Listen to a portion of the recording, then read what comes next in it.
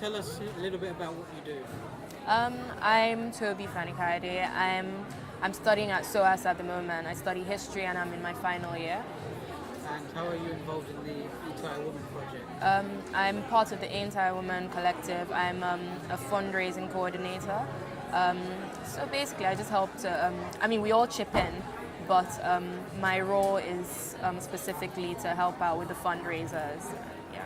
So what made you want to get involved with the project?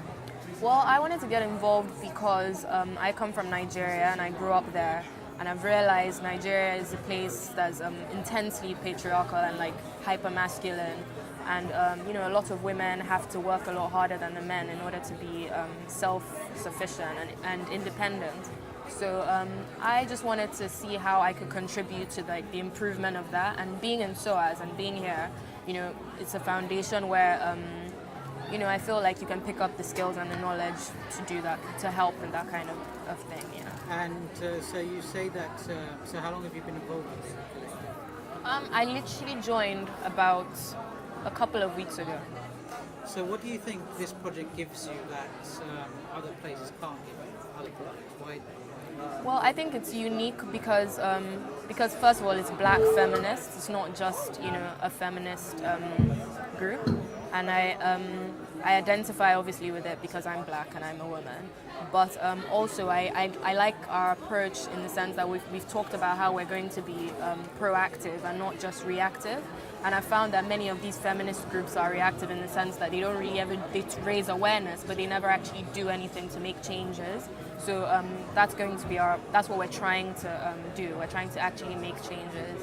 So what is it that, you talked about change, but what kind of change are you looking to do? Well, we're trying to create spaces where women can, come together and talk about these things and, create, platforms and things so that women can be more empowered, basically. So yes, it's still a new group, so we're still trying to think of what we're going to do, but that's the aim, basically. So you said, so how do you identify yourself? I identify myself as a black African feminist. Yeah.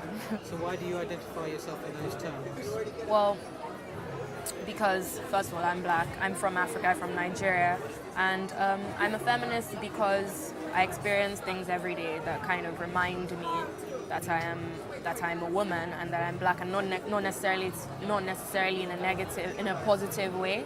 So yeah, that's why I identify as black. So you say black African, so what do you make of the term politically black?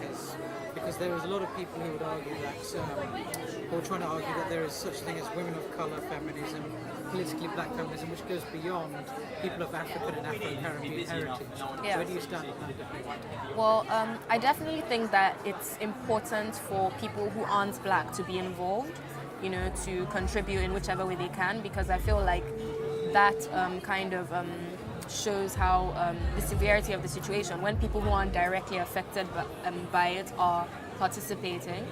But in terms of kind of calling themselves politically black, I can see how that's problematic, because they are not, literally black people. So they don't actually, face the struggles that we do, even though they can relate and they want to contribute to help. Like, it's not the same thing. So I definitely understand why it's problematic, but I definitely think it's important that they're also involved, towards the cause.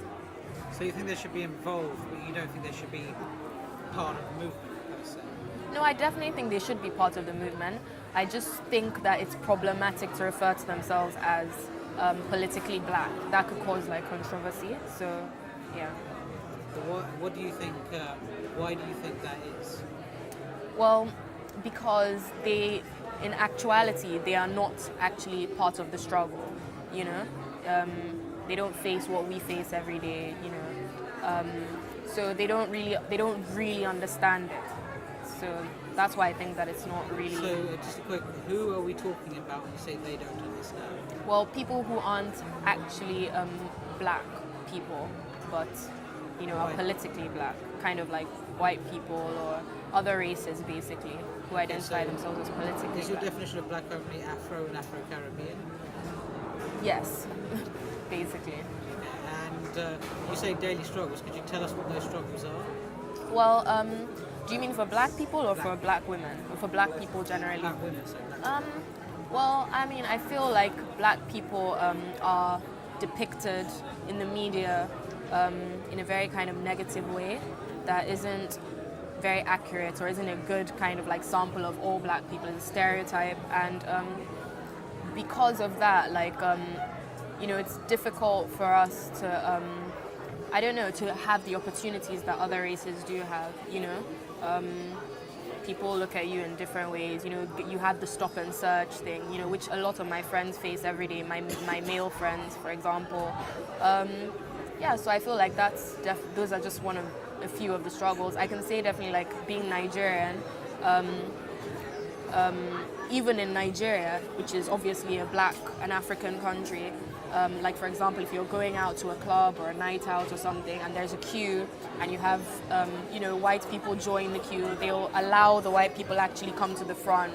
So it's actually, spread to even African countries as well. And I don't think they realize just how bad it is, So I think those are just some of the things that remind me.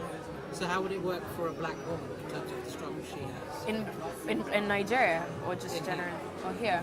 I feel like it's definitely like the oppression is like a hybrid, of sexism and also racism, that black women face.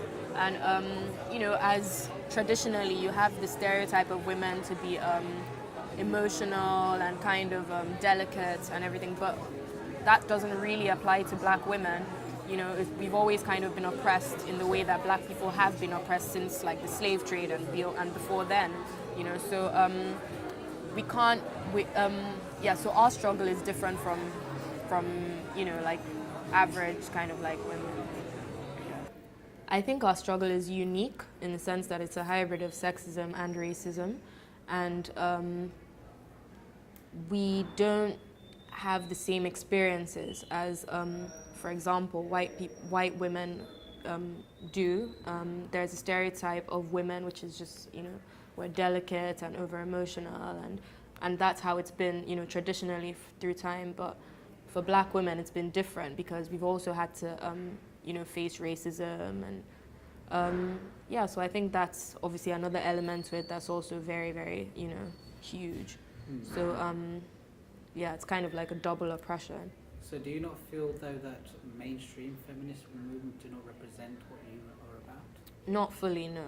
Why not? Because I don't think they take into the account the particulars that black women go through. So I don't think it's a full kind of like representation of us. It is like in the sense that we're all women, and yes, women are marginalized, but not particularly for black women. So so now it's like Black History Month. Yeah. Now what does the month actually mean to you? Well, I see it as a time to celebrate the progress that we've made. I also see it as, I find it inspiring for other kind of ideologies and movements as well. Like I think that, a few years ago, like 20 years ago, I don't think black people would have known that we would have gone this far. Just apartheid was very recent, for example, and I feel like some Black History Month is important in the sense that it reminds us how far we've gone, and it can inspire other people to keep struggling, even though they feel like their efforts might be in vain. I feel like it's important to celebrate that, and also think that for younger generations who aren't fully aware of what we've been through, they don't really understand the intensity of of racism sometimes. You see some black people, black children, and they don't even understand. They don't see why it's such a big deal that America has a black president. And I think it's good to kind of like for them to understand as well. And Black History Month is an opportunity to raise awareness amongst the younger generations. Do you feel though that within the commemorations of Black History Month, do you feel that the black feminist narrative is represented at all? Within Black History Month? Yeah.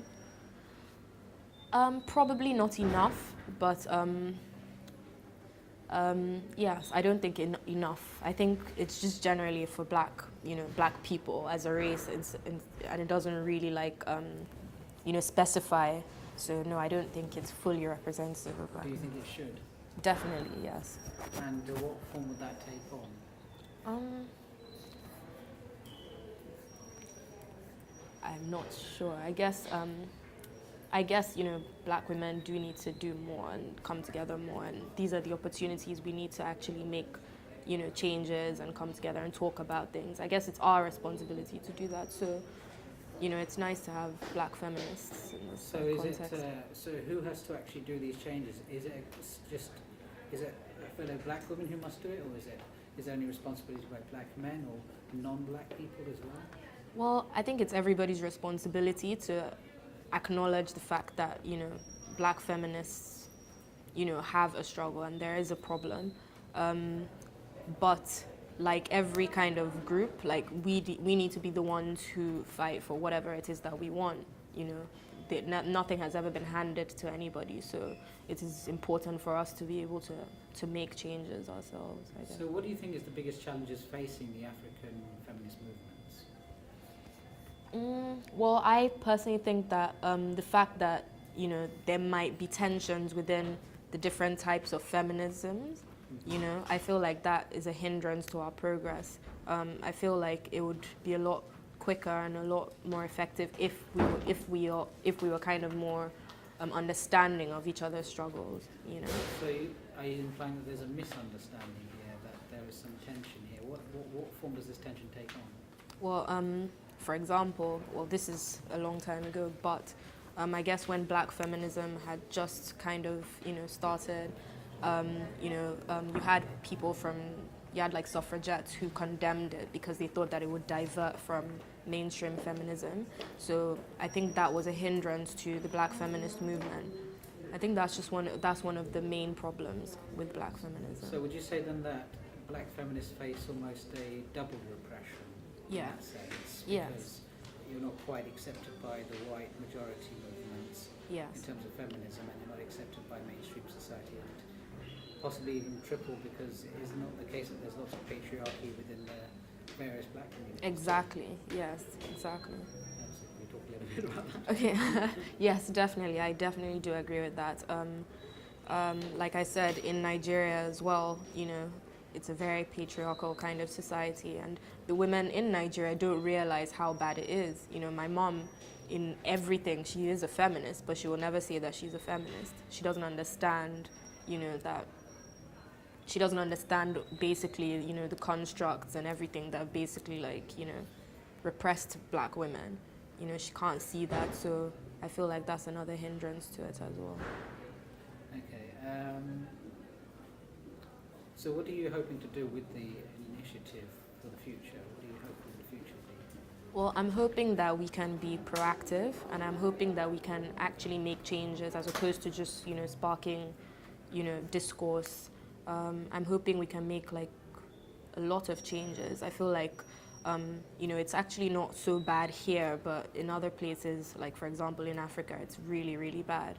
So I'm hoping that, maybe we can all go home and maybe even potentially start a feminism, group or feminist movement in Nigeria where it's completely non-existent. People don't even talk about it at all. So I feel like something like this is a good kind of platform where you can spark that, stimulate that kind of thing. So what role does London play in all of this? Because you're talking about setting up a movement in Nigeria, but obviously you're a student here in London, so Yeah. what role or space does London provide? Well, it provides, it's something that is, it's accepted here. Like, it's not like where it's London is so far behind. London is actually quite, I don't know, what's the word? London is more forward thinking in that sense, and we've progressed a lot here. And, we have a lot of international students here who can adopt the skills and the knowledge, the ideas that you can take back home and, start your own thing, I suppose. And that's what I hope to do when I do eventually go back home.